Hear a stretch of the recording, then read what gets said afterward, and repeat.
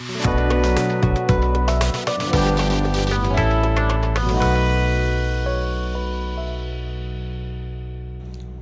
hey, hey, what you gotta say? It's Mable, your princess of poetry and praise. I am so thankful that you are here to join us for Conversations with Mable. Conversations with Mable is brought to you by Amen Communications, Inc. Amen Communications Incorporated, as many of you already know, is our nonprofit. And what we do is write books and publish and do fundraisers in order to get dollars for scholars.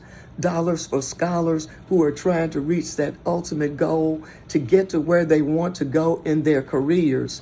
And some of those scholars might need to get a license or get a certification or get a degree. And we have a few dollars that we can add to help them out. That's what Amen Communications, that's all what we're all about. And something else we're all about is sharing information that we think can help all of us, can help me, can help you, can help us.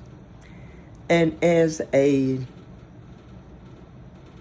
AARP member, as a senior citizen, as an adult, I have been thinking about some things that really upset me and got me scared and had me shaking in my boots and had me in a frozen state and woo. I'm sure some of you all remember as little kids growing up, as little girls and little boys, how you were afraid of the dark, how you didn't want your folks to turn the lights out, how you would hide under the covers, how you just didn't know what was going to happen before you counted enough sheep so you could go to sleep. Well, back when we were little, people would sometimes just merely scare us by saying, "Boo!" Or they would scare us by saying, "Watch out, there's a monster." Or they would scare us by saying, "Here comes a boogeyman." Ah! All that kind of stuff really scared us. It did. It got on our nerves. It had us just shaking. We were bewildered. We were afraid. We were frightened. We were frozen. We were shivering. We were biting our nails and gritting our teeth and grinding our teeth, and we just didn't know what to do. And being afraid of the dark and being afraid of how to ride our bikes, how to skate, how to play special games outdoors when we're playing softball or kickball or whatever kind of little game that we would play outdoors, and we may not have been at the level that some of the other children were, but we would get scared when we knew we couldn't kick the ball far enough to get to first base, and when we knew we couldn't hit the ball hard enough with the bat to get around to get somebody in to make a score. We would get scared when we knew we couldn't throw that basketball up to get those 2 points. All kinds of things had us scared. Remember when you were first trying to learn how to drive? Did that scare you? Were you a little nervous? And you know what I did? I never did tell my folks I was trying to learn how to drive.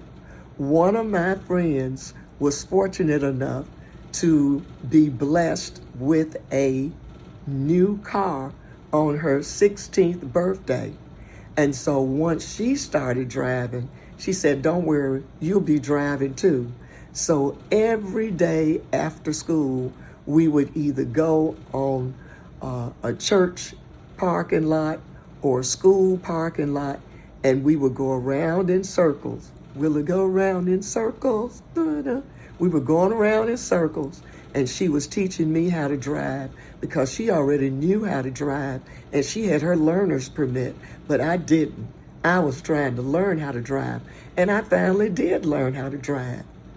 Another time when I was a little scary was I bought a car, and in order to save a little over $1,000, I bought a car I couldn't drive.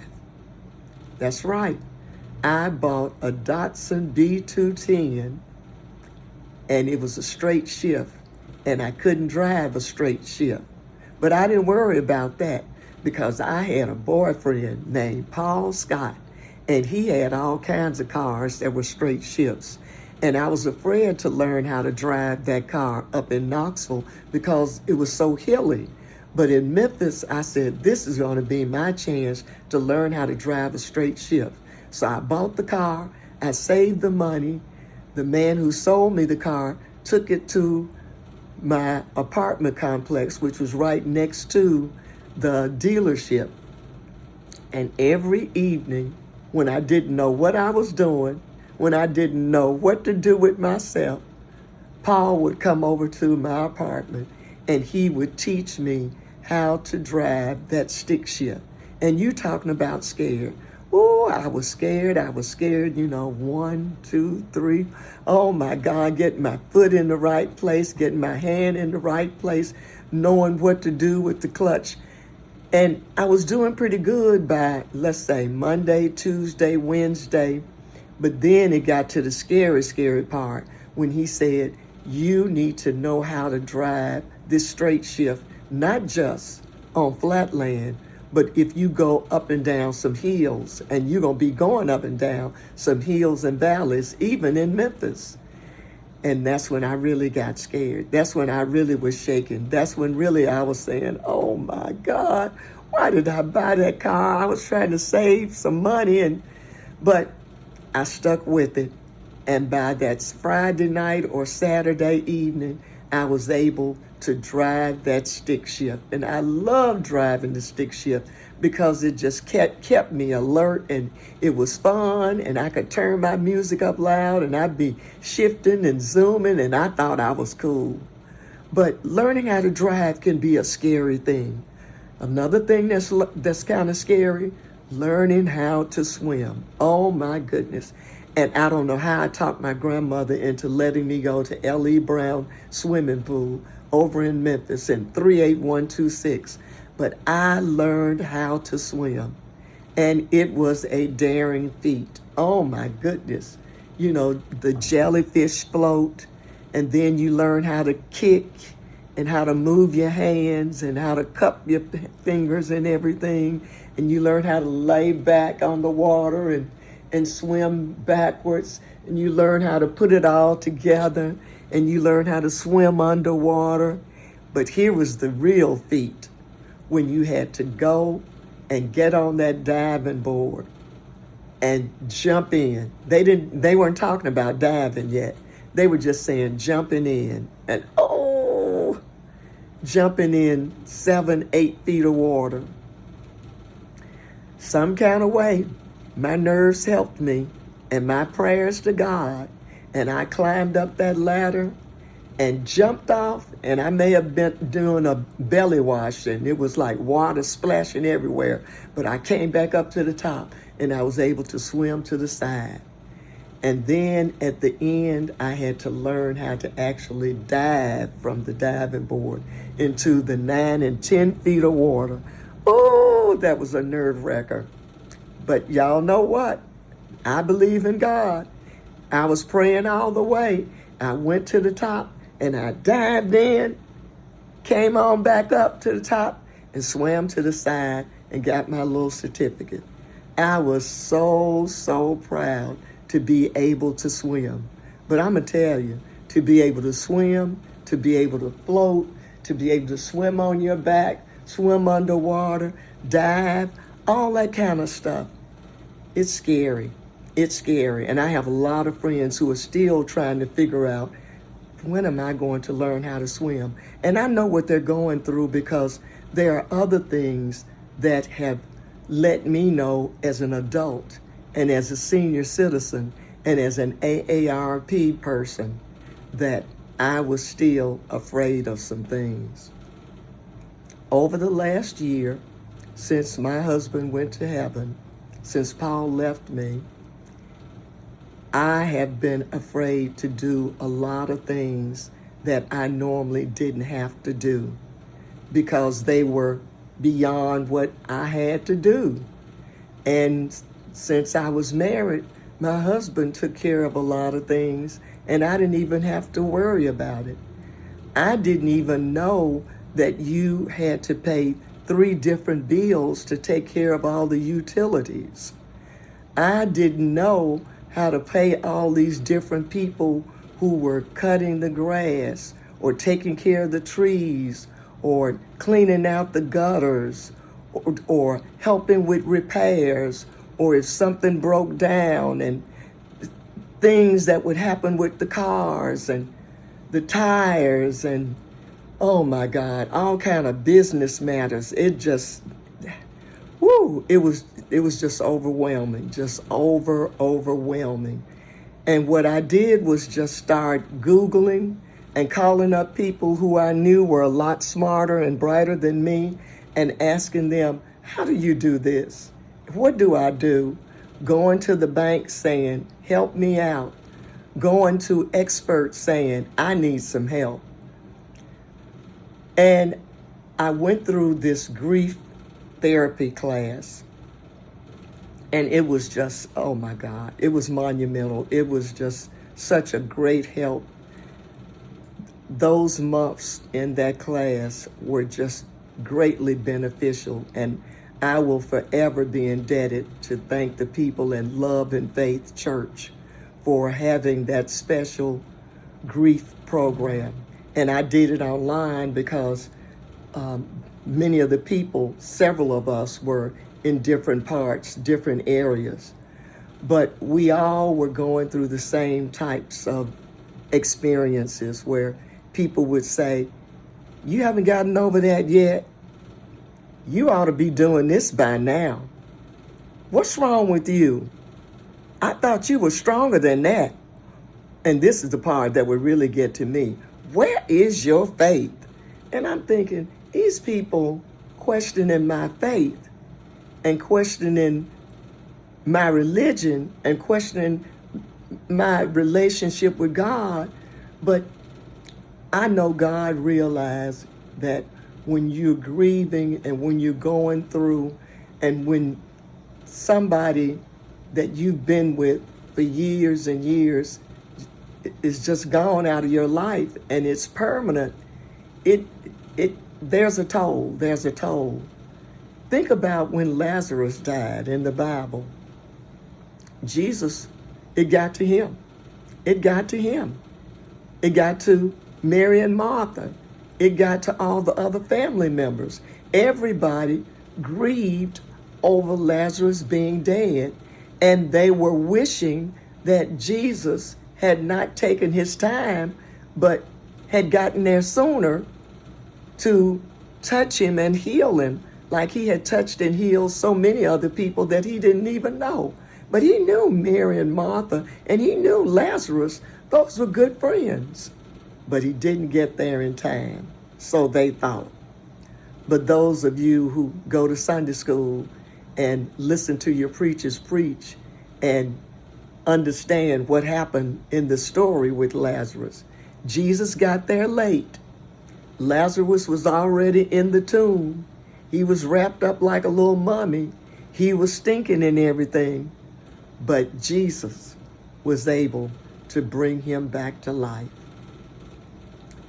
But right now, in our situations, those of you who have been grieving, you understand what I'm saying when there are things that are just so difficult to try to learn how to do when you've never done them in the past, when you're all alone, when you've been dependent on somebody else, when you just don't know how to handle everything that you probably need to know how to handle.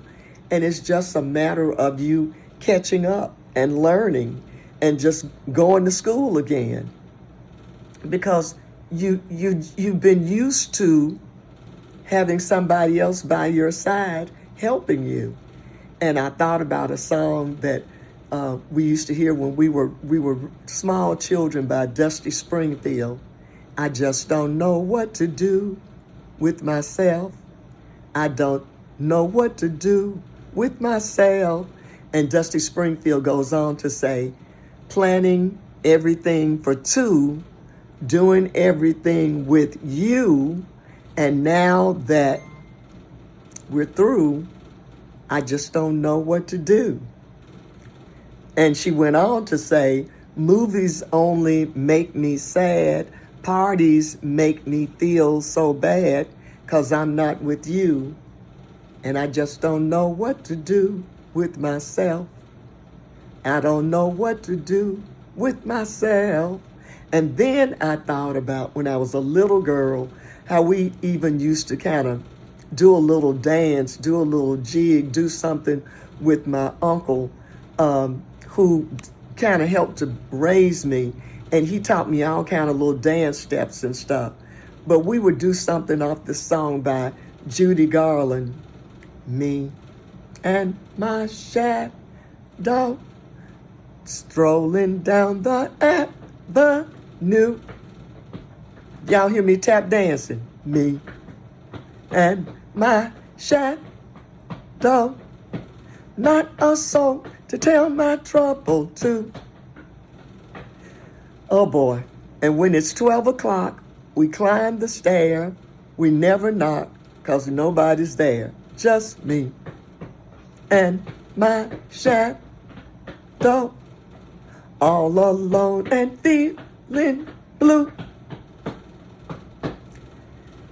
And my uncle taught me how to really, really tap dance. And I could do a little better if I had on my tap dance shoes and if I was standing up. And I even taught tap dance during the summer and made money. And I was in the tap club at one time when I was in college. But I'm saying all of this to let you know that when folks are grieving and when people are going through situations they've never been through before, and when things are kind of different, and when there's a major change or a transition, or when things just seem out of sorts, we start saying, and I wrote this down, I don't need no instant replays of my scary movie. So I'm telling you today, no instant replay of your scary movie. No instant replays of your scary movie. No instant replays of your scary movie. And that scariness, that fear, even though I even wrote about faith over fear, it happens because we are humans, because we get scared, because we're like Mary and Martha when Lazarus died. And we're sobbing and we're crying and we have these ambush experiences where we, smell cologne that smells like my husband, or I see someone with a shirt on like what Paul used to wear, or I hear a song on the radio that he used to sing or hum, and you just start saying, oh my goodness, you get scared, you get sad. Because as Neil Gaiman wrote, it is always easier to be afraid of something you cannot see. And it's not death that a man should fear, but you should fear never beginning to live. Marcus Aurelius said that. It's not death that we should fear, but we should fear never beginning to live. And this is why I'm doing this particular show this evening about being scared, because I have been scared, and I'm going to tell you about something that some of you all, it's real simple. It's been simple for you. And it's like, why is she scared to do that? But for me, it has taken months and days and weeks of listening to advice and directions and ideas and simulations through this therapy to figure out how I could get over a real challenge that I've had. And I thought about, what is fear all about? And I found something by Q Gibson that said, if you are healing and breaking all at once, do not fear, this is growth. So I guess I'm growing during all of this fear. And here's something by Jack Canfield. Everything you want is on the other side of fear. So that's where I got to get to, the other side of fear. And here's one, wow, oh my goodness, by Joseph Campbell. The cave you fear to enter holds the treasure that you seek. Wow. And former President Joe Biden said, the art of living is simply getting up after you've been knocked down. William Shakespeare wrote many, many years ago, extreme fear can neither fight nor fly. Wow. And here's one I really like. Living with fear stops us from taking risks.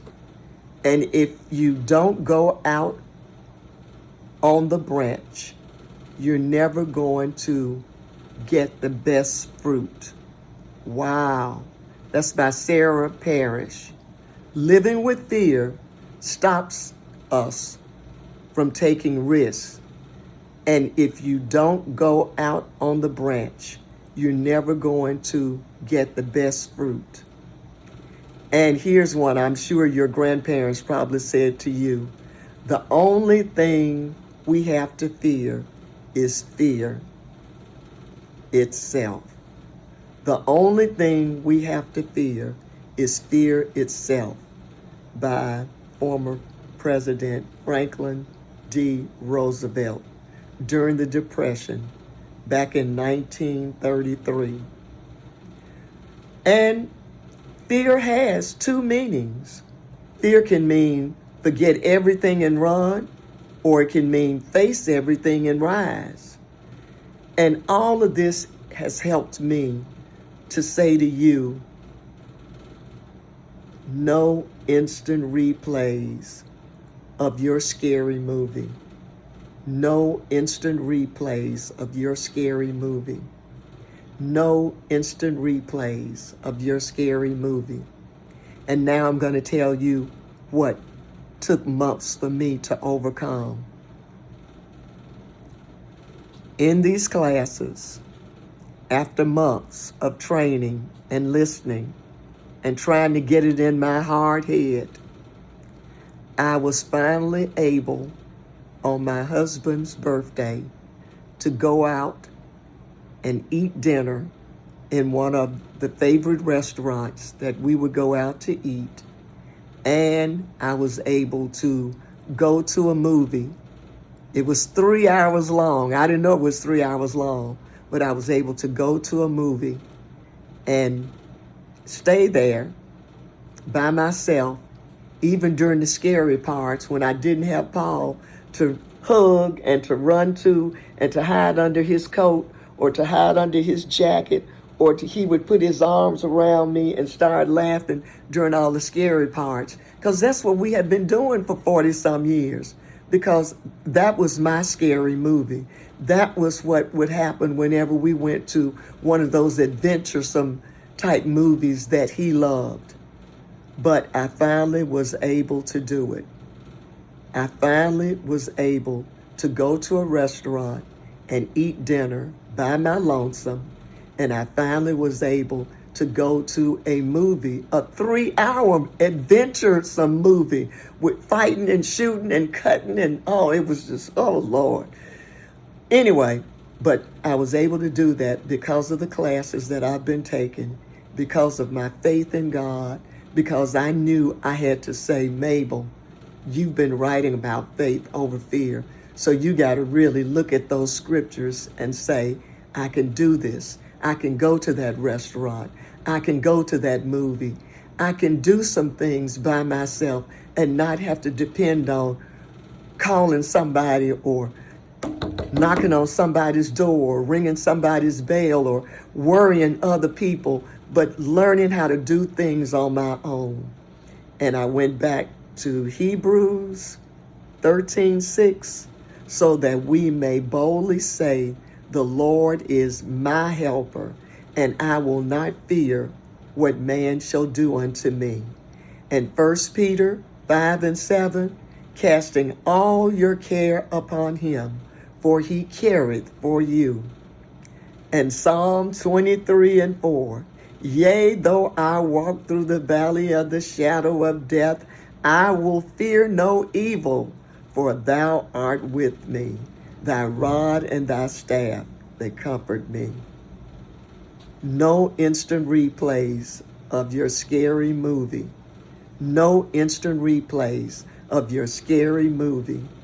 For God hath not given us the spirit of fear, but of power and of love and of a sound mind. 2 Timothy 1:7. Psalm 27:1, the Lord is my light and my salvation. Whom shall I fear? The Lord is the strength of my life. Of whom shall I be afraid? And Psalm 34:4, I sought the Lord, and he heard me and delivered me from all my fears. No instant replays of your scary movie. No instant replays of your scary movie. No instant replays of our scary movie.